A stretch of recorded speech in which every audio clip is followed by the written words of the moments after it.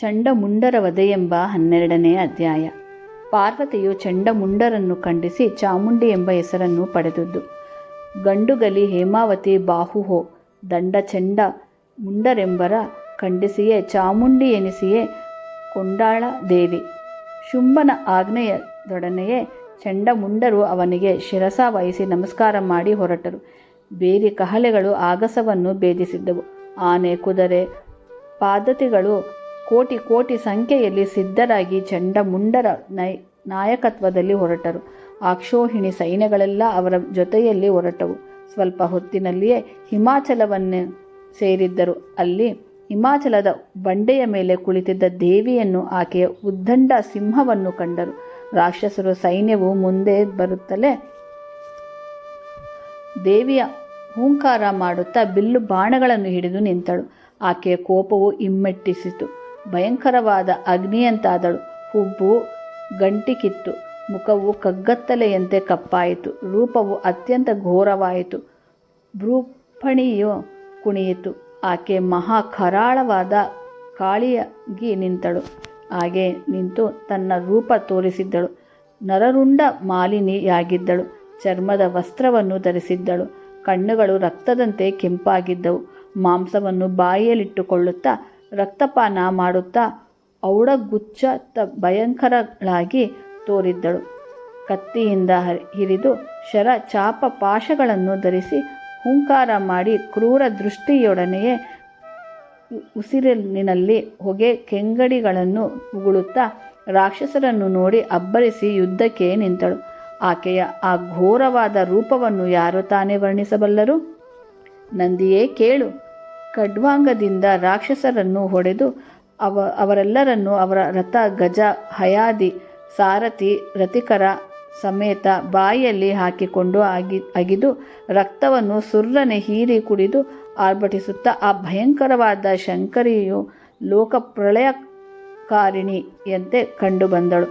ಆ ರಾಕ್ಷಸರೆಲ್ಲರೂ ಮಂದಲೆಯನ್ನು ಹಿಡಿದು ಖಡ್ಗಗಳಿಂದ ಅವರ ತಲೆಗಳನ್ನು ಕತ್ತರಿಸಿ ಅವರ ಎದೆಗಳನ್ನು ಕಾಲಿನಿಂದ ಮೆಟ್ಟಿ ಬಾಣವರ್ಷ ಮಾಡಿ ನಾನಾ ರೀತಿಯಲ್ಲಿ ಎಲ್ಲರನ್ನೂ ಕೊಂದು ಆ ಮಹಾಕಾಳಿಯಾದ ಮಹಾದೇವಿಯು ತಿಂದು ತೆಗೆಯುತ್ತಿದ್ದಳು. ಎಡ ಕೈಯಲ್ಲಿ ರಾಕ್ಷಸರ ನಾಲಿಗೆಗಳನ್ನು ಹಿಡಿದು ಮುಂಡಗಳನ್ನು ಅವಡುಗುಚ್ಚುತ್ತಾ ಖಡ್ಗದಿಂದ ಹೊಡೆದು ಕತ್ತರಿಸಿ ಎಡಬಿಡದೆ ಹೂಂಕರಿಸುತ್ತಾ ತಲೆಗಳನ್ನು ಕಡಿದು ಪ್ರಳಯ ನೃತ್ಯವನ್ನು ಮಾಡುತ್ತಾ ಅವರ ದೇಹಗಳನ್ನು ಅಗಿದು ರಕ್ತ ಕುಡಿಯುತ್ತಿದ್ದಳು.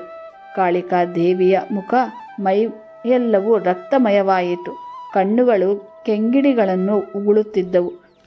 ಸೋರುತ್ತಿದ್ದ ರಕ್ತ ಚಪ್ಪರಿಸಿ ರುಚಿ ನೋಡುತ್ತಾ ಕುಡಿದು ಕೋರೆ ಹಲ್ಲುಗಳಲ್ಲಿ ಕೊರಳಿನ ದಂಡೆಯನ್ನು ಜೊಲ್ಲುತ್ತಿರುತ್ತಲೂ ಮಹಾಕಾಳಿಯು ಅತ್ಯಂತ ಘೋರ ರೂಪಿನಲ್ಲಿ ಶೋಭಿಸುತ್ತಿದ್ದಳು. ಈ ರೀತಿಯಲ್ಲಿ ಕಾಳಿಕಾ ದೇವಿಯು ಸಂಪೂರ್ಣ ಸೈನ್ಯವನ್ನು ತಿನ್ನುತ್ತಿದ್ದುದನ್ನು ಕಂಡು ಚಂಡನು ಕೋಪವು ಮಿತಿಮೀರಿತು. ಅವನು ಬಿಲ್ಲನ್ನು ಏರಿಸಿ ಭಯಂಕರವಾಗಿ ಕಿಡಿಗಳನ್ನು ಉಗುಳುತ್ತಿದ್ದ ಬಾಣಗಳನ್ನು ಕಾಳಿಯ ಮೇಲೆ ಸುರಿಸಿದ್ದನು. ಮುಂಡನು ಮತ್ತೊಂದು ಕಡೆಯಿಂದ ಕಾಳಿಕಾ ದೇವಿಯ ಶಿರದ ಮೇಲೆ ಬಾಣವರ್ಷವನ್ನು ಮಾಡಿದ್ದನು. ಆಗ ಕಾಳಿಕಾ ದೇವಿಯು ಖಡ್ಗವನ್ನು ಹಿಡಿದು ಚಂಡಿಕೆಯನ್ನು ಎಳೆದು ತಲೆಯನ್ನು ಕತ್ತರಿಸಿ ಅವನ ದೇಹವನ್ನು ತಿಂದು ಹಾಕಿದ್ದಳು. ಅದನ್ನು ನೋಡಿದ ಮುಂಡನು ಅತ್ಯಂತ ಕೋಪದಿಂದ ಮೇಲೆ ನುಗ್ಗಿ ಬರಲು ಕಾಳಿಕಾ ದೇವಿಯು ಮುಂಡನ ಮುಂದಲೆಯನ್ನು ಹಿಡಿದು ಖಡ್ಗದಿಂದ ಅವನ ತಲೆಯನ್ನು ಕತ್ತರಿಸಿ ಅವನ ತಲೆ ಸಿಡಿಯಲು ಮುಂಡವನ್ನು ಕೈಯಲ್ಲಿ ಹಿಡಿದುಕೊಂಡು ನರ್ತಿಸುತ್ತಾ ಹಲ್ಲುಗಳಿಂದ ಅದನ್ನು ಅಗಿದು ನುಂಗಿದ್ದಳು. ಚಂಡನನ್ನು ಕಡಿದು ಹಾಕಿದುದರಿಂದ ದೇವಿಗೆ ಚಂಡಿ ಎಂಬ ಹೆಸರಾಯಿತು. ಚಂಡಮುಂಡರಿಬ್ಬರನ್ನು ಕೊಂದು ಹಾಕಿದುದರಿಂದ ದೇವಿಗೆ ಚಾಮುಂಡಿ ಎಂದು ವಿಶ್ವದಲ್ಲಿ ಖ್ಯಾತನಾಮವಾಗಿ ಆ ಕಲ್ಯಾಣಿ ಮಂಗಳೆಯಾದ ಕಾಳಿಕಾದೇವಿ ಭೂಮಿಯಲ್ಲಿ ಮೆರೆದಳು. ರಾಕ್ಷಸರ ಉಳಿದ ಸೈನ್ಯವೆಲ್ಲವೂ ಕೆಲವು ದೇವಿಯ ಖಡ್ವಾಂಗದ ಹೊಡೆತಕ್ಕೂ ಕೆಲವು ಸಿಂಹದ ಘಾತಕ್ಕೂ ಸಿಕ್ಕಿ ನಾಶವಾಯಿತು. ಉಳಿದ ಕೆಲವರು ಓಡಿ ಹೋಗಿ ಶುಂಭನಿಗೆ ನಡೆದ ವಿಷಯಗಳನ್ನೆಲ್ಲ ಹರಿಕೆ ಮಾಡಿದ್ದರು.